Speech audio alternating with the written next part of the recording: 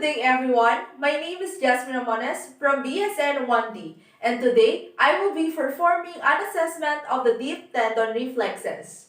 Before we start, it is important to follow the proper hand sanitizing procedure before and after the examination.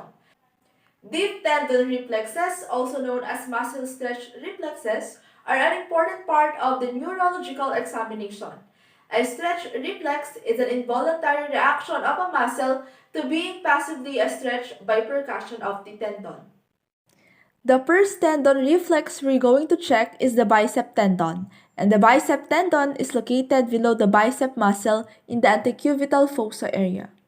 This is going to elicit a response from C5 and C6. What we're looking for is contraction of the bicep and the flexion of the forearm. There we go. We're going to check the triceps deep tendon. In order to find it, extend the arm out and feel just right above the elbow for that deep tendon. This is going to check C7 to C8. Take the hammer and briskly hit on the deep tendon.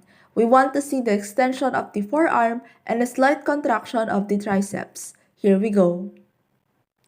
Now let's check our brachioradialis deep tendon, and this is checking the C5 to C6. This can be one of the most difficult tendons to apply because it is not as pronounced as the other tendons. So what we're going to do is that I will find the radial styloid process, which is the nodule on the wrist, and go about 2 to 3 centimeters above.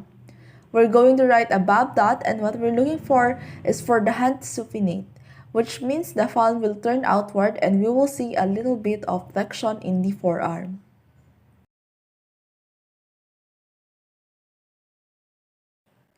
Let's now look for our patellar and Achilles. To check the patellar reflex, this is going to be looking at L2 to L4, and to find the tendon, what we're going to do is locate the kneecap and then go just a little bit right below it, and I will extend the leg out so that the tendon will pop out. After locating the tendon, I will put my hand behind the knee to support it, and in order to relax, I will now tap briskly on the tendon. What we're looking for is his lower leg to extend outward. Now let's check for the Achilles. We're going to look for L5 to S2, and this is best done by having the patient dangle their feet.